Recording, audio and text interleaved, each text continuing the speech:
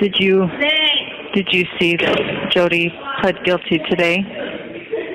I did see that. Yes, is that a relief for you? Yeah, it's a big relief. It's a big relief. There would have been positive the other way too had she not pled guilty. There's enough evidence that she could have been convicted for life, but that would have been messy. It would have been really messy, and the kids would have. So do you and her get the same outcome no matter what now, or is there a chance that it would be different? That's a really good question. That's one that I've asked Lamar. No, we can still have different outcomes. So Ellie asked a little bit about this. I wrote it out in a text to her. But so the next thing that will happen is I will fill out, and she will fill out probation and there's another P, paperwork. And basically you go through your history and you tell them your history, which there's no history on me. There's nothing, no criminal history, no mental health history, nothing.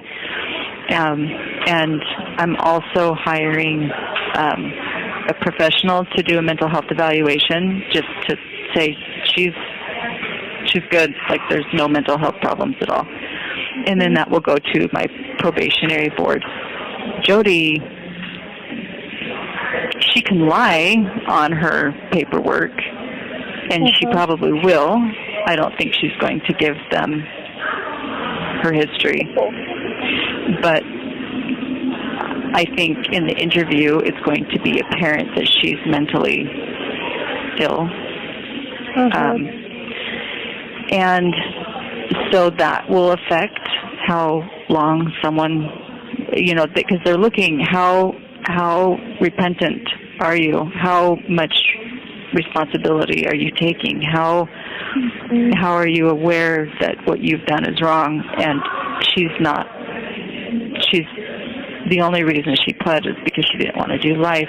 She knew I would testify.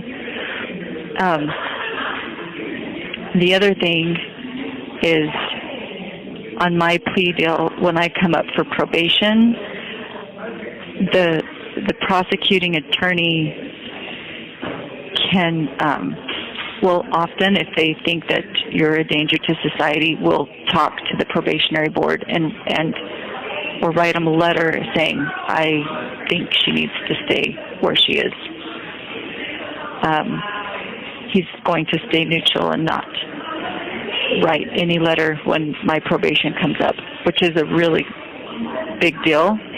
But for her, he's not going to stay neutral.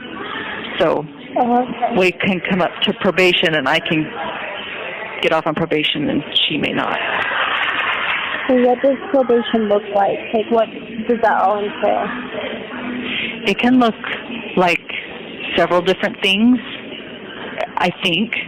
I'm still learning about this, and I think I never realized how complicated it is. I always thought you pled guilty and they tell you how long you're in. Yeah, there's a lot of terminology to know. Yeah, and half of the stuff that is said goes over my head, and then I have to go, I come back and I ask the girls here, I'm like, what does this mean? What does this mean? Yeah. But probation could look like going home. Like, you could go home. Sometimes, it might look like going home with restrictions, like you can go home, but you need to live with somebody who's responsible and you can't be around certain people. Like, they may say you could go home if your parents agree to house you, but you can't go home to where your kids are living. It could look like something like that. Or it could look like something where I have an ankle monitor. Or it could look like you can go home if you pay a $10,000 fine. Or maybe it could look like instead of serving the rest of your time, we'll give you some good time and you can go home in half the time.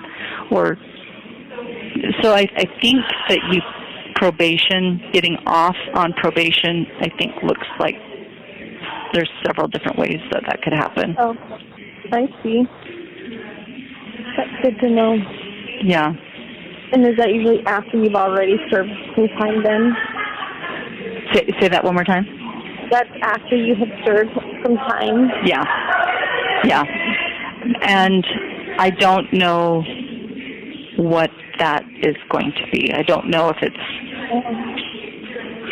One of the girls said that it would be for me 6 months, but I've also heard it could be 4 years, and some people serve several years before they ever see their probation board. So I'm really still, I mean, I could be in there 4 years, I could be in there 30. Like, I really don't know. Yeah. And that will come in February? Mm-hmm, on February 20th. Okay. Yeah. And the news that I saw today, Jody's sentence hearing is also February 20th. So I'm going to make a request that we be transferred in 2 different vans. I don't think they're going to accommodate that. Oh, do they? Okay, I see. Yeah, when I went to the courthouse last week, what they do, they did this when they transported me to Utah County as well. They pull all the girls. There's only 2 housing here for girls. There's not very many girls here, but there's many for the men. And so they take the girls and they put them in a cell together, in a holding cell, to wait, and then they get all the men together and they put all the men in the cells, and then they start putting on the ankle bracelets and the chains and the everything on the men while you're sitting in the cell with these women you're going to the court with for an hour, and you're sitting with them, and then they pull the girls out and they line you up, and then they put the shackles on you, and then they take the men out to the men's van, and then they take the women out to the women's van, and then you drive to the courthouse together, and then they take you out. How far away is your place from the courthouse there in St. George? 30 minutes, 40 minutes. Okay. And then you sit in a cell at the court. So if someone's hearing's at 9, this is what happened to me. There was a girl that went with me, and her hearing was at 9, but mine wasn't until 11. So she went in, and she had like a 5-minute hearing. And then we sat in the cell and talked for 2 hours until it was my turn. And then we rode back together. So you pretty much spend several hours together, whoever's going to the court that day with you. Interesting. So that means on February 20th, it would be you and her going together. Yeah. Okay. Yeah. When was the last time you talked to her? Was it that day? It was when we were arrested. Okay. Yeah. I left early in the morning to go to a dentist appointment with Julie. We left at like 3 in the morning, and she called me sometime in the morning, and so I went back down. But when I got to the house, I mean, it looked like the movies. There was a red fire truck, there was a black van with tinted windows, there were 2 ambulances, there were 20 cop cars. I mean, it was... Did you just sit in your car? No, I pulled up and found a spot to park. She lives on a cul-de-sac. I parked in the cul-de-sac, and I walked up, and the driveway was just full of cops, and I just walked up to the cops, and they said, "Are you the mother?" And I nodded my head, and so they took me and put me in the casita, and I sat there for a couple hours, I just sat there, and then they were finishing looking through the house and stuff, I think, and some of the guys were coming in and out with pizza, and so I think Eve was still there because the ambulance car was there. I was eating pizza with the police, and then once the kids were taken in the ambulance cars, then the detective came and patted me down and arrested me, and then took me to the courthouse for questioning, which I didn't. And I'm glad I didn't say anything because Lamar was really helpful. Like, if you ever get arrested, don't say anything. I just didn't say anything. And she was like, how did you find Lamar? Was he just assigned to you coincidentally, or did you? So she has an attorney that she's used for connections, and I called him and no one answered, but then she called him and he said, I only do like business law, I don't do criminal law, but here's a number of 2 people who do that I would highly recommend. And so she gave the 2 numbers, and I got the number from Kevin. I don't know how the numbers got from. I don't know how, but Kevin said, here's your attorney and this is her attorney. And that was the last time I talked to Kevin. It was a couple of days after my arrest. But so I didn't see Jody at all when I went to the house to turn myself in. I didn't see her. Okay. And I went, and they took me to the courthouse, and the detective was like, I've got all night, we can talk all night. And I didn't say anything. I just said I want an attorney. So I could hear Kevin in the hallway talking, and then he left. And when they took me out of the room, they took me outside and cuffed me and said, again, they cuffed me again, and then they told me you're under arrest and then they told me two of the charges, and then they had me get in the patrol car, and that's when I saw Jody. I saw Jody was also in the patrol car, and she had surgery on her shoulder. She couldn't put her hands behind her back, so then they pulled her out and changed up the way they arrested her so she could drive with her hands in front of her. And then we had about a 45-minute drive to the jail. And that was the last time I spoke to her. We were in the back. And we didn't say a whole lot. I mean, we talked the whole time, but I don't remember really saying a whole lot. We sang hummed a couple hymns, and she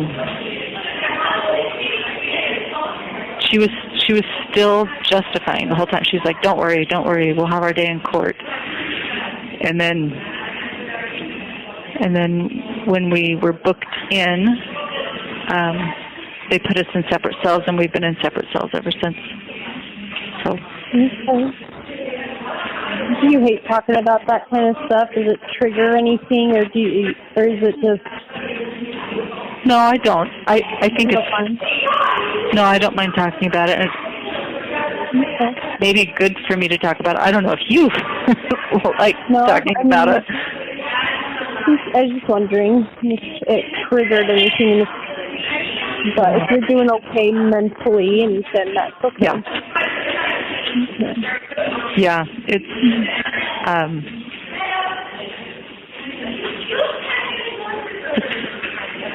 I think putting the pieces together and just seeing, like, she knew she was lying the whole time. Like, and it's embarrassing too to like repeat it. It's like, oh my gosh, how gullible was I? Oh my gosh, how much power I gave this person, and I didn't see it. But when I realized, so she had her attorney's name is Doug Terry, and mine's Lamar. And Lamar, you know, maybe a month into it, maybe not even that long, he's like, Jody denies everything. She denies having anything to do with this. And I was shocked. I was like, what? And I'm still telling Lamar, like, you know, all of the justifications and all of the, you know, I'm talking like a criminal. I sound like a mad person. He was so patient with me. He was so patient with me. He would just look at me and, like, kind of dumbfounded, like I'd said 2 + 2 is 7, and I really believed it, and he would just stare at me. I'm like, what am I saying that's so off? And, but that's because I really believed it. But then when I heard that Jody was not talking like that, she was denying the whole thing, it told me she knew all along. It's like a little kid who doesn't know it's wrong to pee in their underwear. Like, they don't know. They're not embarrassed by it. It's like, oh, I was supposed to pee in the toilet? Oh, oops. But you get a 6-year-old. You know, you get a 6-year-old who knows they're supposed to pee in the toilet and they're peeing down the heater vent. They're going to try to hide it. Mm-hmm. And that's when I realized she knew all along, and she's hiding it. And then I was like, crap, what am I done? And that's when things kind of started turning. I was like, she's not been honest. I didn't know she wasn't honest. I didn't know she would lie. And then it's like, what else has she been lying about? Where else have I been deceived? Yeah. Mm-hmm. What was that? Oh, no, I was just, agreeing. Yeah. You did see it. Yeah. Yeah, and it was just like the little string that started pulling apart the fabric. I'm like, oh my gosh, what have I done? Like, what? I can talk about it now. Yeah, go ahead. Lamar was just very, very kind that day that we met with him. It was very nice time and just visit with us. Oh, like miraculous. Yeah. He and his wife. Mhm. Yeah, he had a way of, like, he didn't beat around the bush. Like, there were some times he would say things that were shocking to me. Like, he would, like, repeat what I said, but he would say it in a different tone so I could hear myself. And he's like, is that really what you think? And I'm like, oh. And he would, but then there were other times that... You have 1 minute remaining for this call. Do you want to end the call, or do you want me to call you back? How do you want to... We can end for today, and then we can always talk again. So...